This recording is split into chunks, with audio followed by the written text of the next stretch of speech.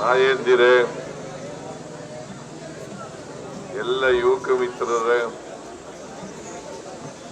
ಮಾಧ್ಯಮದ ಎಲ್ಲ ಸ್ನೇಹಿತರೆ, ಈಗಾಗಲೇ ಎಸ್ ಮಲ್ಲಿಕಾರ್ಜುನ ಅವರು, ಈಶ್ವರ್ ಖಂಡ್ರೆ ಅವರು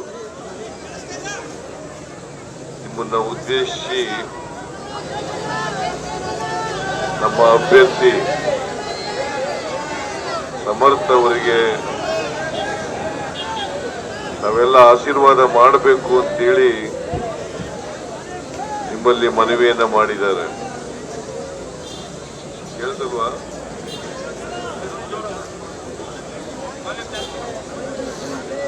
ವಾಲ್ಯೂಮ್ ಸ್ವಲ್ಪ ಕೊಡಪ್ಪ.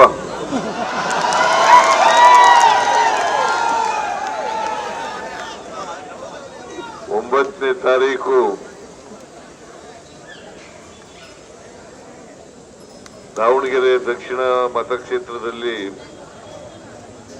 ಉಪಚುನಾವಣೆ ನಡೀತಾ ಇದೆ. ನಿಮ್ಗೆಲ್ಲ ಉಪಚುನಾವಣೆ ಯಾಕೆ ಬಂತು ಅಂತಕ್ಕಂಥದ್ದು ಗೊತ್ತಿದೆ ಅಂತೇಳಿ ನನ್ನ ಭಾವನೆ.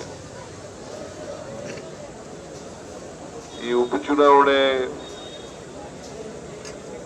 ಶ್ಯಾಮನೂರು ಶಿವಶಂಕರಪ್ಪನವರು ಅಕಾಲಿಕ ಮರಣಕ್ಕೆ ತುತ್ತಾದ್ದರಿಂದ ಅವರ ನಿಧನದಿಂದ ಅವರ ಸ್ಥಾನ ತೆರವಾಯಿತು.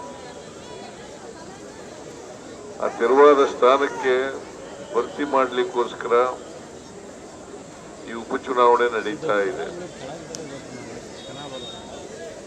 ಯಾವಾಗಲೂ 5 ವರ್ಷಕ್ಕೊಂದ್ಸಾರಿ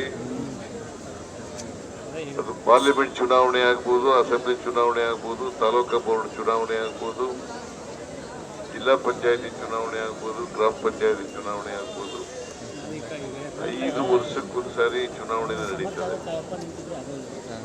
ನೀವೆಲ್ಲ ಕಳೆದ ವಿಧಾನಸಭಾ ಚುನಾವಣೆಯಲ್ಲಿ ಕಾಂಗ್ರೆಸ್ಸಿನ ಹಿರಿಯ ಮುಖಂಡರಾದಂಥ ಶ್ಯಾಮನೂರು ಶಿವಶಂಕರಪ್ಪನವರಿಗೆ ಆಯ್ಕೆ ಮಾಡಿ ಕಳಿಸಿದ್ದಾರೆ.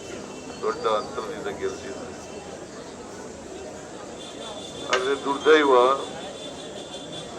ಅವರು ನಮ್ಮನ್ನ ಈಗ ಅಗಲಿದ್ದಾರೆ. 3 ವರ್ಷಗಳು ಕೂಡ ತುಂಬಿಸಲಿಲ್ಲ. ಅವರು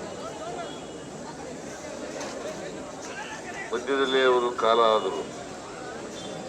ಅದರಿಂದ ಈ ಕಾಲ ಆದ್ದರಿಂದ ಇನ್ನ 2 ವರ್ಷ ಅವಧಿ ಇದೆ. ಇನ್ನು 2 ವರ್ಷಕ್ಕೂ ಹೆಚ್ಚು ಕಾಲ ಅವಧಿ ಇದೆ. ಈ ಅವಧಿನಲ್ಲಿ ಖಾಲಿ ಇಡಕ್ಕಾಗಲ್ಲ, ಅವ್ರ ಜಾಗನ ಖಾಲಿ ಇಡಕ್ಕಾಗಲ್ಲ. ಅದಕ್ಕೋಸ್ಕರ ಉಪಚುನಾವಣೆ ಮಾಡಲೇಬೇಕು. ಅದು ಸಂವಿಧಾನಬದ್ಧವಾಗಿರ್ತಕ್ಕಂಥ, ಕಾನೂನುಬದ್ಧವಾಗಿರ್ತಕ್ಕಂಥ ವಿಚಾರ. ಆದ್ರಿಂದ ಈ ಚುನಾವಣೆ ಬಂದಿದೆ. ಈಗ ನಿಮ್ಮ ಜವಾಬ್ದಾರಿ ಏನಪ್ಪಾ ಅಂತಂದ್ರೆ, ಈ ಉಪಚುನಾವಣೆಯಲ್ಲಿ ಶ್ಯಾಮನೂರು ಶಿವಶಂಕರಪ್ಪನವರ ಜಾಗವನ್ನ ಭರ್ತಿ ಮಾಡಬೇಕು. ನಾವು ಕಾಂಗ್ರೆಸ್ನವರು ಅವರ ಮೊಮ್ಮಗ ಸಮರ್ಥ ಅವರನ್ನೇ ಅಭ್ಯರ್ಥಿಯನ್ನಾಗಿ ಮಾಡಿದ್ದೀವಿ. ಕಾಂಗ್ರೆಸ್ನಲ್ಲಿ ಒಂದು ಪದ್ಧತಿ ಇದೆ. ಯಾರು ಕಾಲ ಆದರೆ ಅವ್ರ ಮನೆಯವರಿಗೆ ಟಿಕೆಟ್ ಕೊಡ್ತಕ್ಕಂಥದ್ದು ಮೊದಲಿಂದ ನಡ್ಕೊಂಡು ಬಂದಿರತಕ್ಕಂಥ ಪದ್ಧತಿ.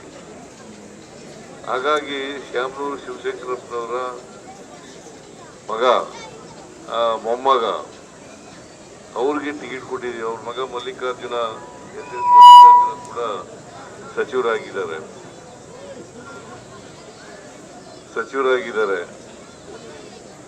ಇವರು ಶ್ಯಾಮನೂರು ಶಿವಶಂಕರಪ್ಪನವರ ಮೊಮ್ಮಗ. ನಿಮ್ಗೆಲ್ಲ ಗೊತ್ತಿದೆ.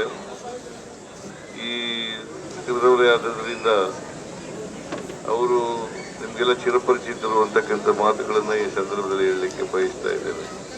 ಆದರೆ ಒಂದು ಮಾತನ್ನ ನಿಮ್ ಗಮನಕ್ಕೆ, ಅತ್ಯಂತ ಸರಳ ಜೀವಿ, ಸೌಮ್ಯ ಜೀವಿ, ಒಳ್ಳೆ ನಡವಳಿಕೆ ಇರ್ತಕ್ಕಂಥ ವ್ಯಕ್ತಿ.